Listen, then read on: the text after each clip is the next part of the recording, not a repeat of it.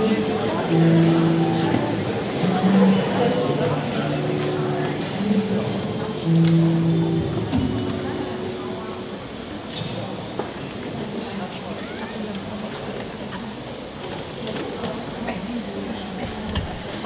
sense of love. I think it's a good time to start. So once again, welcome parents and welcome teachers to the 2018 high school back to school night. It's a wonderful turnout. I appreciate you all taking time out of your very, very busy schedules to join us tonight. We have a few things that we'd like to talk about, and then eventually the way this evening will work is that we have set up what equates to sort of a trade show that you've probably already taken advantage of. At about 7:10, we are also going to offer 10-minute presentations given by our curriculum leaders in all of the departments. And we'll talk about the schedule toward the end here as well. Ms. Hall will give you sort of the rundown of how this event will unfold. I'd like to talk about our high school core values. I talked about what we deem as valuable to our high school students on day one. It's been in my blog, and I thought it was very appropriate to continue this conversation with the parent community this evening. Over the past 2 years, we have had in our documentation a set of core values which read respect, punctuality, and uniform. And I made the argument to the student body on day one that I felt the second and third core value live in the world of reaction. They were put in place to fill a need. Sir. You see, some of our student body have a little bit of a problem, a little bit of a struggle with wearing uniform. Your parents, you probably see them head out in the morning. You might wonder if what they are donning every single day is exactly in line with our uniform. And I'll be the first to say that it's not always, right? The third core value was punctuality. And again, we struggled with getting to where we need to be period after period on time. But these core values lived in the world of reaction. And I don't think that they necessarily serve the purpose they were set out to serve. So at the end of last year, we had a number of students and a number of teachers come together to revamp our core values. They spent an afternoon brainstorming what we as a community might deem as most valuable. And they came up with 5, what I would argue are admirable qualities, core values that we might adhere to in the UAS community.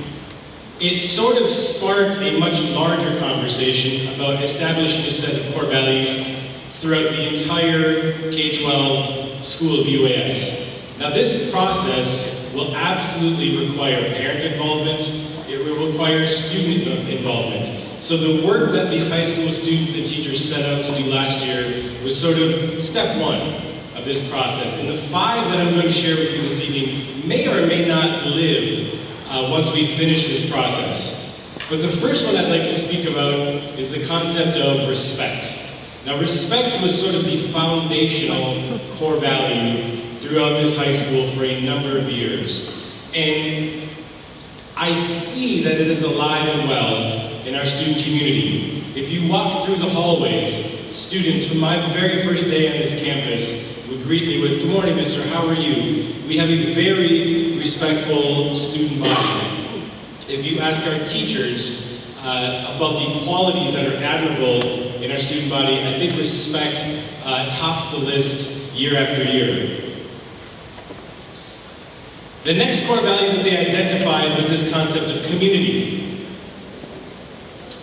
Every single outside visiting body, whether it be our KHD inspectors, whether it be the Council of International Schools or the Minnesota State Association who accredit our school, whether it be our IB visiting team during our self-evaluation, whether it be looking at parent or student survey data, the one attribute that climbs the list year after year is this concept of community. It is absolutely alive and well in our PTSO. They sponsor community building events year after year. They do great work that is highly visible across all 3 divisions. If you look at our Fine Arts Booster Club, they have beautified the school with murals, our mosaic bench, the yarn storm that took over the campus. Year on year, it's parent, it's student, it's community involvement. It's what makes UAS unique. 2 years ago, we ended the school year with a gratitude is the attitude assembly. At the end of that assembly, I encourage students to come down and to speak at an open mic and to give thanks to their colleagues, to their teachers, to their administrators. It was something new to them, probably a bit uncomfortable. 4 brave souls walked down the steps, got up to the microphone, and had the courage to share out their thanks. Last year we had the Gratitude is the Attitude 2.0 assembly. I stopped counting at roughly 45 students. It took almost 55 minutes for just the thank yous at the end of the year. I had to interrupt them 3 times to get on the microphone and let them know the buses are leaving soon. We need to wrap this up. I asked them to get a 30-second window of just giving a quick thanks, and the students kept coming, and kept coming, and kept coming. So this idea of community is absolutely the foundation of everything we do here at the school, and I think it is appropriate to live in our set of core values. The third one that came up with this was the concept of compassion. Continue the conversation about gratitude is the attitude 2.0. The 4th or 5th student that came down that day got a bit emotional. That student actually cried because of the amount of emotion that overwhelmed him. A number of students helped that young man off the stage. He received 2 rounds of applause to encourage him to continue going through his tears. 2 young men ran over to the bathroom to grab some tissues, and he was consoled on his way back because they felt the emotion, they felt the rawness, and they appreciated the fact that he was able to get up and share. So once again, compassion is absolutely alive and well in this community. We have 4 students from our NHS community that are attending the Compassion Summit in Jordan later this year. It is absolutely a core value of our community. The students also came up with the idea of resilience. We live in an interesting world. I would argue that our students today are under far more pressure than when I went to school, most likely than when you went to school. They are inundated from social media of a wide variety of topics. We start asking students in grade 9, who do you want to be? What university do you want to go to? That was not on my radar as a grade 9 high school student. The pressure that we apply to our students in today's world is monumental, and they show up every day and they perform their absolute best. Sometimes I can see, I have a funny way of dealing with it. I believe that it looks like the IB sometimes smacks kids in the face. They look like they come to school, maybe not showered in a couple of days, hair's a bit messy, but they're here and they perform. So once again, resilience absolutely has a place in our set of core values. The last concept that they came up with is the idea of innovation. Innovation is an interesting thing. Innovation lives somewhere on our KHD inspection report. Our inspectors come and they assess the degree to which we innovate, and as educators we say, that is fantastic. What do you mean by innovation? And sometimes the response we get is, if we tell you what is innovative, then it's no longer innovative. If we establish a rubric as to what criteria one must meet to be deemed as innovative, then you're simply not.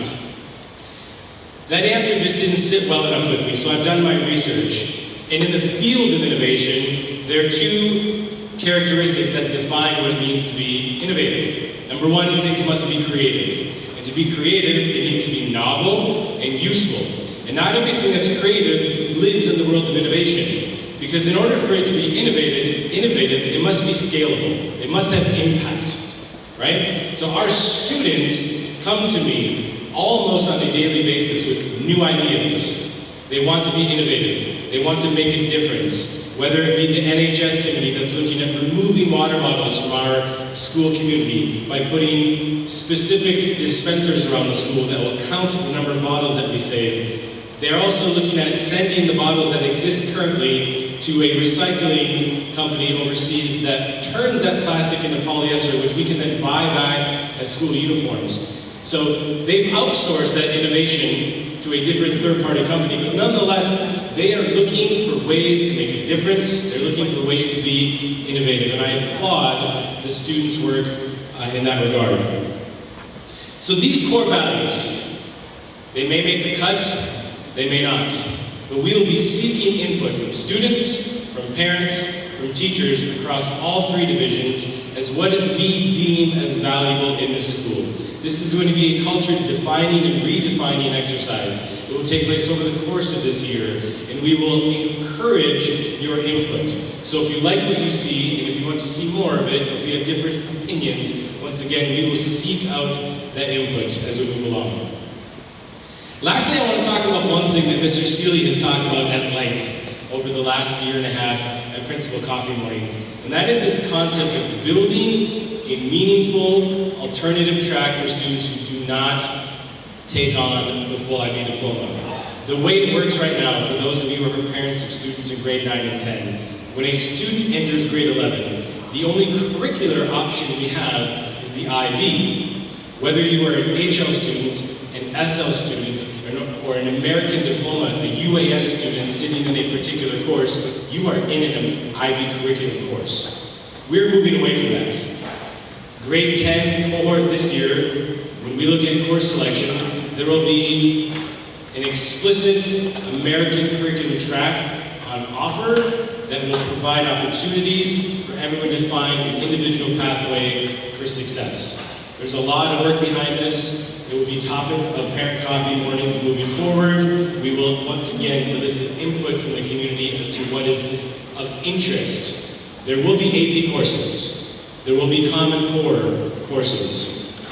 The IB is not going anywhere. It is a strong, founding set of curriculum for the UAS community. It has been for the past 12 to 13 years. It will continue into the future. I might argue that this alternative track will in fact strengthen our IB program, and it might even have a knock-on effect of allowing opportunities for teachers to focus in on course content and application of those skills specifically for the IB students in preparation for the exam. So once again, I thank you for coming out. I appreciate you listening. I'm going to invite Ms. Hall, our Dean of Students, to the stage to talk a little bit more about our student culture. Thank you.